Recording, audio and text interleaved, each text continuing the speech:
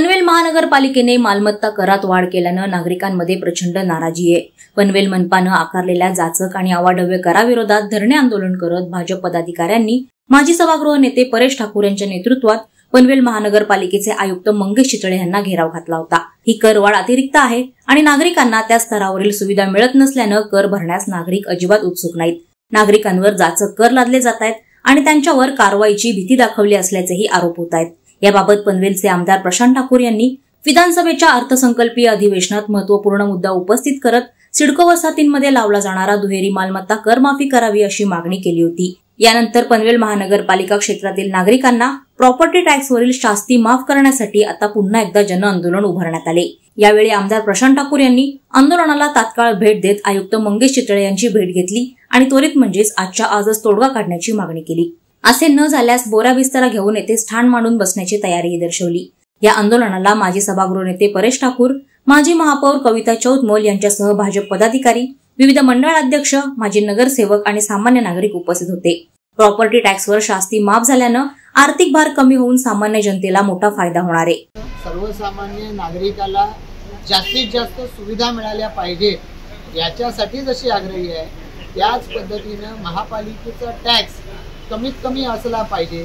त्या टॅक्सवरती कोणताही दंड व्याज आकारता कामा नये याच्यासाठी सुद्धा आपण सगळेच जण तितकेच आग्रही आहोत आणि म्हणून या दृष्टिकोनातून सातत्यानं नगरसेवक ते महापालिका जोपर्यंत बॉडी अस्तित्वात होती तोपर्यंत या संदर्भामध्ये सभागृहामध्ये बोलत राहिले। महापौर किंवा सभागृह नेते यांच्या माध्यमातून या दृष्टिकोनातून वेळोवेळी सातत्यानं महापालिकेच्या स्तरावरती जी कारवाई केली पाहिजे याचा पाठपुरावा केलेला आहे आणि म्हणूनच आपण पाहिलं की जो टॅक्स आकारण्यात आलेला होता 50% कमी करण्याच्या बाबतीमधला प्रस्ताव आला, मात्र प्रशासनानं सांगितलं नाही आम्हाला एवढा करता यायचं नाही, आम्ही करू शकणार नाही, आम्ही वरती विरोध करू। मग शेवटी 30% टॅक्स त्याच्यामधला कमी करण्याच्या संदर्भामध्ये निर्णय घेण्यात आला। अर्थात तो वरती पाठवला आणि त्यामुळे त्याला मंजुरी सुद्धा मिळाली।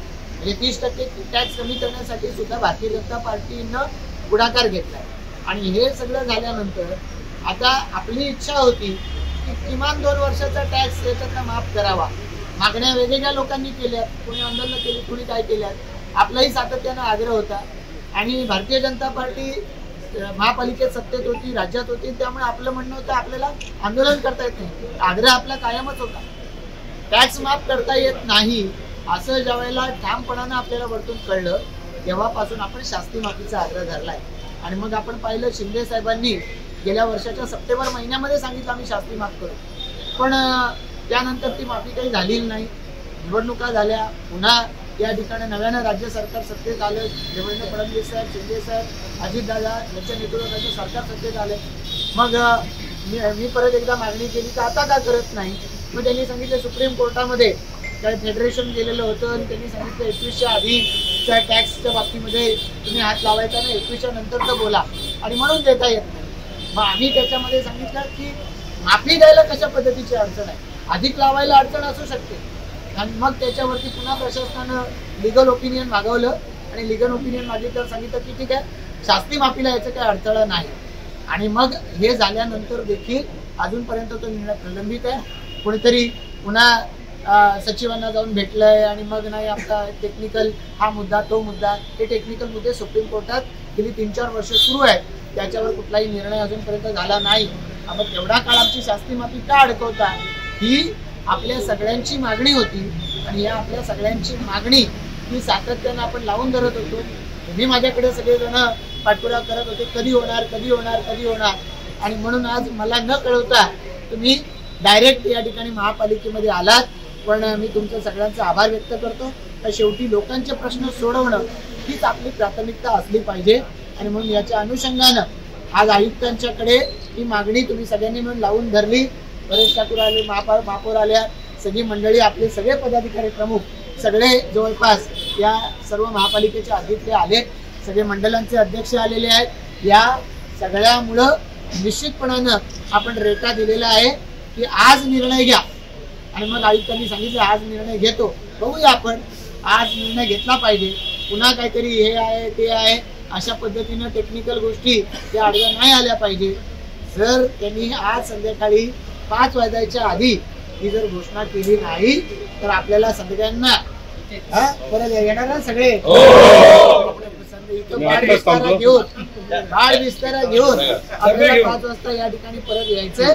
या दृष्टिकोनातून आपण सगळ्यांनी सज्ज राहावं. सर्व पदाधिकारी कार्यकर्ते आलेत. कार्यकर्ते म्हणून पदाधिकारी म्हणून हे जनतेचे विषय लावून धरणं आपले कर्तव्यच आहे. पण लोकांची अपेक्षा फक्त तुम्ही प्रश्न मांडण्याची नाही, सोडवण्याची देखील आहे. त्यामुळे ते सोडवण्याच्यासाठी जे जे करावं लागेल ती करण्याची तयारी आहे. आयुक्तांना आमचा आग्रह आहे. आयुक्तांना आता येऊन 1 वर्ष झालेलं आहे.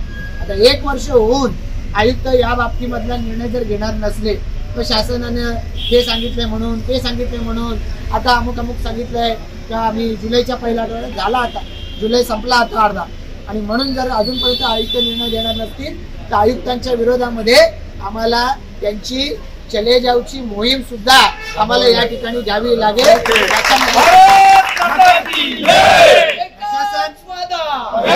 प्रशासन जर आमच्यासाठी सर्वसामान्य जनतेसाठी काम करणार नसेल तर या प्रशासनानं काम करायची, इथं नुसते येऊन खुर्च्या उभवायची काही गरज नाही. या प्रशासनाला सुद्धा या ठिकाणी मग आज संध्याकाळपासून काम करू द्यायचं नाही. हीच भूमिका आपल्याला या ठिकाणी घ्यावी लागेल.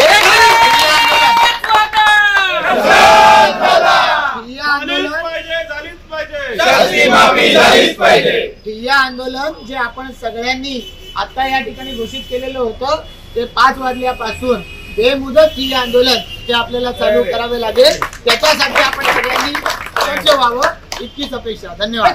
वादळ वारा लाईव्ह साठी न्यूज ब्युरो, पनवेल. नवी मुंबई व रायगड जिल्ह्यातील ताज्या बातम्या आणि घडामोडींसाठी सबस्क्राईब करा वादळ वारा लाईव्ह चॅनल आणि दाबा बेल आयकॉन.